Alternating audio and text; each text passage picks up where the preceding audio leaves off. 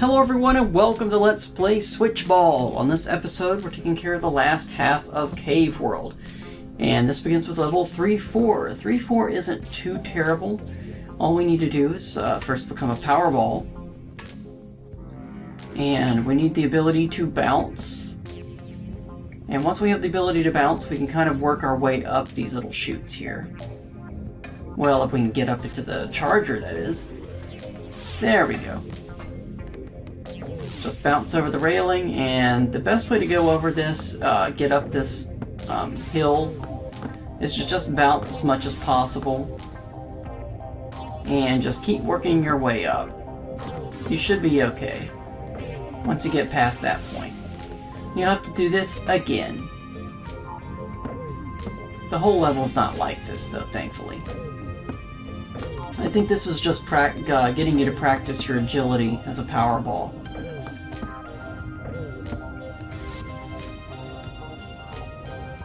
And there you have it.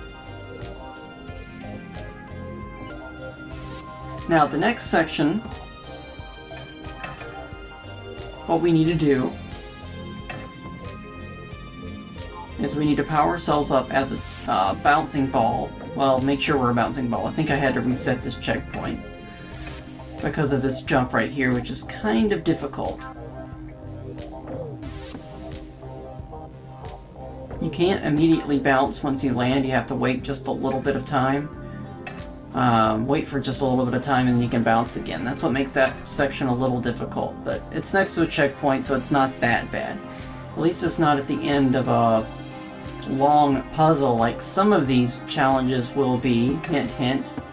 Anyways, once we're charged as a magnet, we can charge ourselves and pull ourselves across. And charge ourselves up with the charge beam. It's not Metroid, no. But with the charger, or the energy ball, I guess you could call it, speed ball. And there you go. I know I say there you go a lot, but this next checkpoint has kind of a tedious puzzle to it. It's not as bad as all of the puzzles in 3-5, and yes, I said all of the puzzles.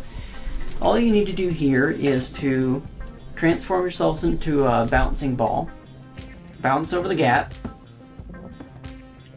then kind of roll this magnet over, and there you go. Yes, I said there you go again. You can have a drinking game with there you go. Now we need to become a magnet ball, or charge ourselves as a magnet power ball, and then pull yourselves across the gap. That took me a few tries. I don't know why I have a problem with that, but I do. You have to let go of the magnetism and power it back up again at the right time. And it's kind of not easy to do. Now here's a bit of a tedious puzzle because all of these boxes are at odd angles. And even if you tilt your camera at a 45-degree angle like this, it's still a little off. And you kind of have to jump over the gap and keep trying it until you get there. This is what I mean by tedium. A lot of little minor things can add up and make a pretty basic maneuver go wrong. Now in the game Balance, most of the directions were orthogonal to each other. And you didn't roll across little minor things like this to kind of little minor ridges that would screw you up, so to speak. So it wasn't as bad as this. Which is nice that a physics engine can get this complicated, but it's also very bad because it makes what could be a difficult puzzle into an absolute brutal puzzle. Now this is 3-5. This is my least favorite world of the cave world. Least favorite level. The first puzzle isn't too terrible. If you're just a little cautious and a little patient with everything, it's not too bad. You need to drop these crates down to the lower level. And you see all these powerful magnets? Well, guess what? You don't want to transform into a steel ball just yet. Because if you do, you're going to get sucked into it. So you have to turn off particular magnets so you can kind of inch forward in the level. This switch and this switch are the two switches you need to switch first, or turn off first, that is. And there you go. See, the box was kind of wanting to roll over a little bit due to the slight ramp on the switch. Things like that can happen. And minor things can add up and create a lot of headaches. So things can move around in very unpredictable ways. Don't move your steel ball too far over, or it will get sucked into that magnet. And they don't tell you this outright, but you soon learn it, and you soon figure it out, and you kind of think to yourself, oh, I just don't need to go that far. And then if you're just too far, you have to reset the entire thing and start all over again. And it's these complicated puzzles with a lot of moves, where you have to, if you make a mistake, you have to start all over again, can easily add to the tedium of this game.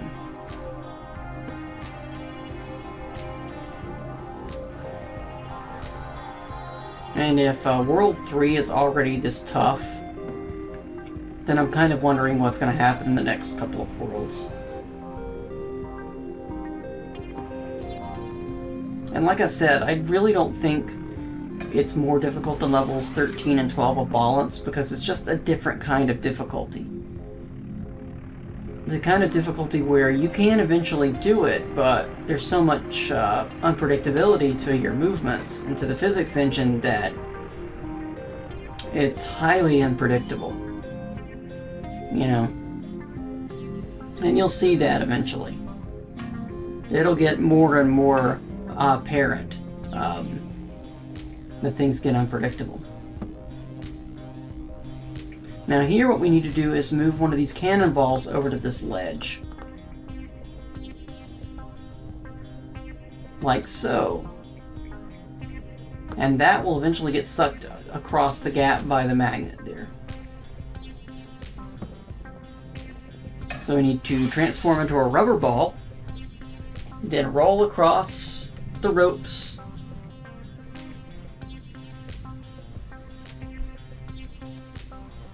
and turn on the magnet, and turn it off again. Which I didn't do here, and I really could have screwed myself up there. I got really lucky there.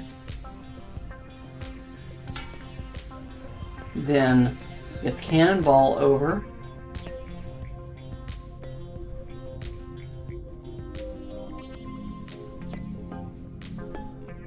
And there you go. Yes, I said there you go again.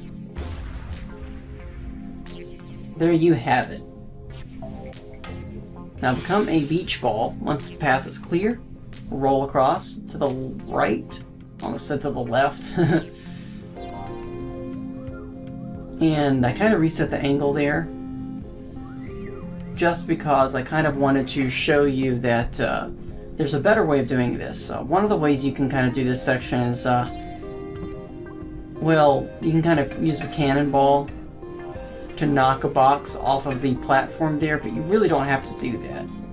The easy way to do it, and I'm not saying this is easy, but this is easier than the alternative method, is to become a power ball, charge yourself up with a bounce, roll to the left, up this long and winding ramp, and you'll notice that there's a little syringe, I guess you'd call it, a little rod that pushes a box down. And what you need to do is push the box onto that platform. Well, the easy thing to do is to get on this side and just nudge it over while you roll on top of the platform. And again, this is at the beginning of a checkpoint, so you can do this over and over again until you get it right, which is what I did. And then knock this over and push the crate this way. And I zoomed out quite a bit to make sure that I could see exactly where I was going, so this does look like a disco ball. And it's kind of giving me a little bit of a headache, but I mean, I can see the effect to it.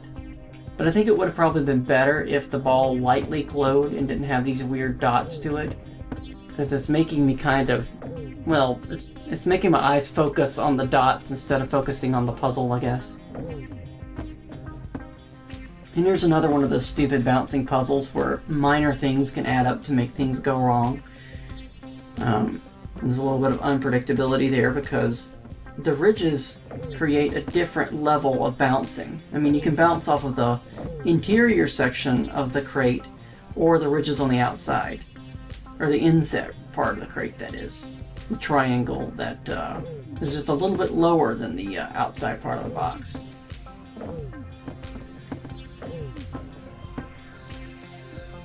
Welcome to the world of Switchball. Tedium, tedium, tedium. I think really, I mean, it just shows the technological advancements of the game really well, that the physics can be this meticulous, I guess. Now this puzzle is a bastard. It doesn't look so bad on the surface, but so much can go wrong. As you push these boxes onto the fans, they are designed to kind of just float up and push themselves out like that. But since, well, cubes have corners and angles, they can kind of catch on the railings and go off in multiple directions that are highly unpredictable.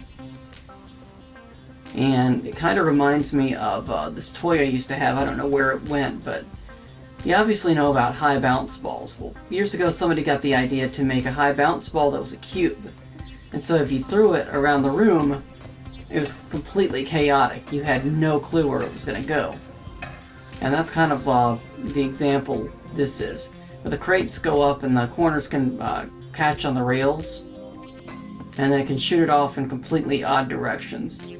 And so sometimes the crates can actually miss these platforms. So that's really annoying. And if the crates at the bottom miss the platforms, you have to go all the way back to the bottom where the crates respawn to get them back up here. And this is the part of the level that took me the most time. I think I probably wasted 20-30 minutes on this section just because so much went wrong when I was trying to record it.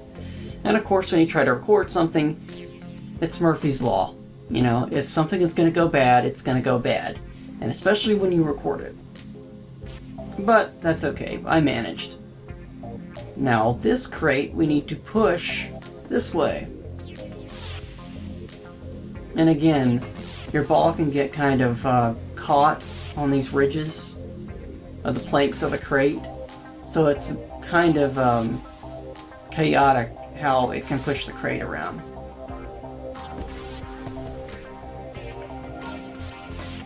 See how the crate kind of bounced around there?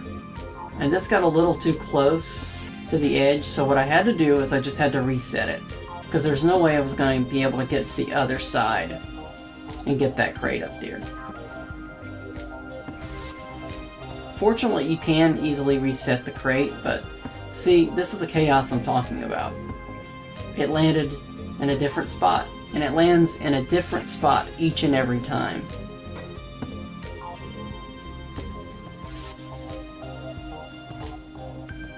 And that's a good spot. That's a satisfactory spot. We can work with that.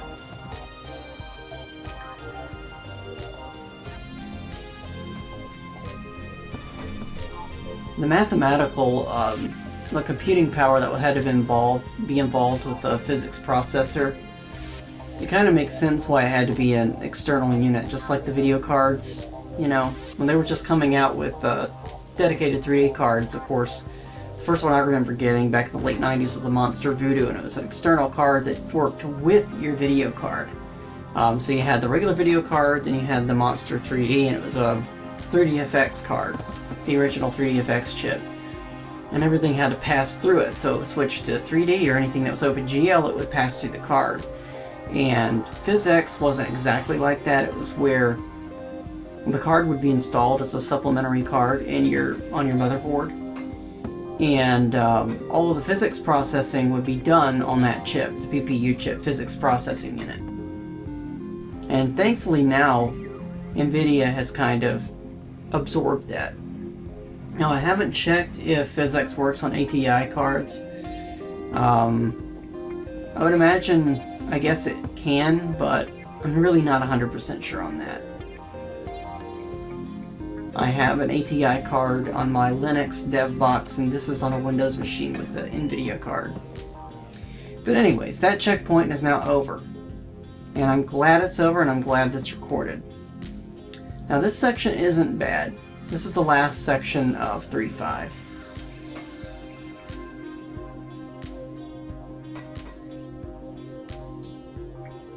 Just easily roll yourself down and you'll be fine. It kind of looks like wrought iron work through there, Victorian wrought iron work. And there you go. That's level 3.5. 3.6 is a little shorter, I think, than 3.5, but the puzzles are still pretty tough.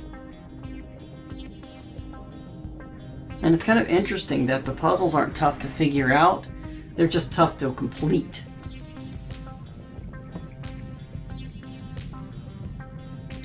Now on this section, what we need to do is just raise ourselves up here and push these crates out of the way.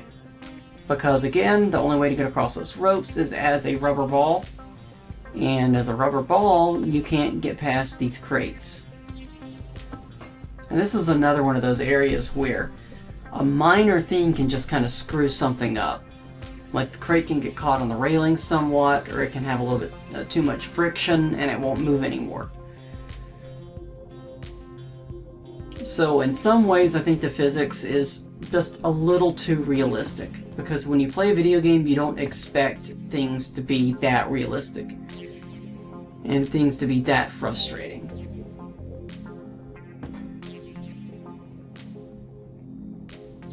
And there you go. Yes, I had to say there you go again. It's gonna be my catchphrase for this Let's Play, I just know it. Anyway. And anyway could be a catchphrase as well. Now I'm aware that I repeat phrases a lot. I'm trying to avoid that, but there's only so many words in the English language. Consequently, however, thus, henceforth, I mean, I can use some more. That's not a problem. Now anyways, that checkpoint is done. We have a nice little chute going on there towards the bottom. Now this section is kind of a pain in the ass, but it wasn't that difficult to complete. Just be mindful of what you're doing, and you can kind of control everything as you move towards the center to kind of direct the platform where it needs to go. Now I'm not sure why 3.6 is easier than level 3.5, but it is. It would have probably been better if they mixed the puzzles with 3.5 with 3.6 to kind of balance everything out, but they didn't do that.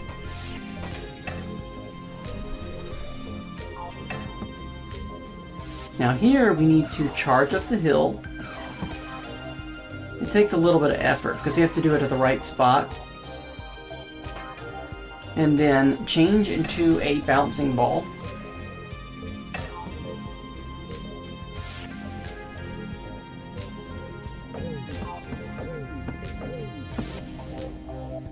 And then here, we need to change into a steel ball, because we need to move these steel crates over and get the magnets to kind of centralize themselves. Well, that doesn't make any sense. Get the magnets to line up.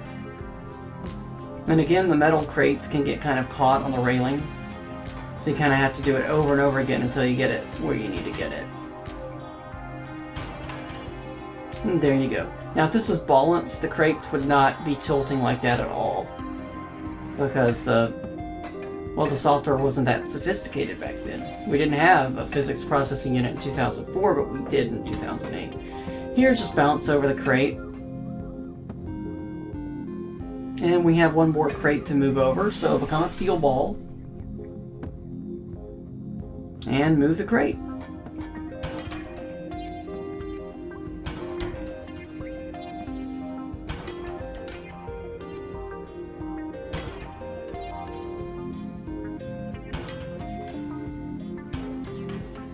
It takes a little bit of finagling to get it right, but it's not too bad. The sucky part, the really shitty part of this puzzle, though, is that if you get those magnet jumps wrong, you have to go back and reset that entire series of magnets.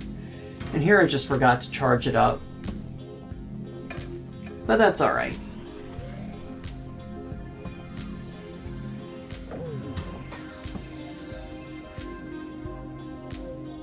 The puzzles could be a lot easier if they just gave you a section where... Well, if they had a really difficult part like that, it was right next to the checkpoint where you didn't have to do something like this. And go through an area which has a lot of variance to it. And has a lot of chances for something to go wrong. And I apologize for the camera again. I was trying to get it situated correctly, but oh well. I'm just gonna have to take it at this angle. I got insanely lucky there with the magnet. And I made it across. Of course, there's a lot of mistakes that can be made on this section too. At any rate, what you need to do is kind of charge yourself at a certain point along the ramp, and you'll be able to make it through those gaps just fine.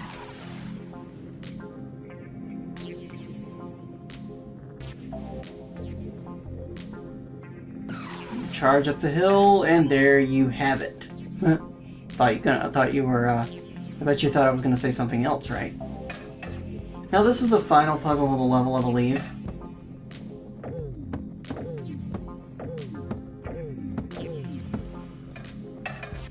All you really need to do here, change it to a magnet ball, or a magnet power. Give yourself the power of magnetism.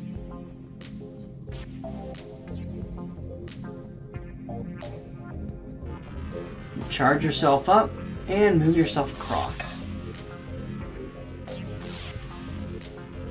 And this is kind of weird. You can apply force and move the rope forward like that, which isn't exactly how physics should work, but that's alright.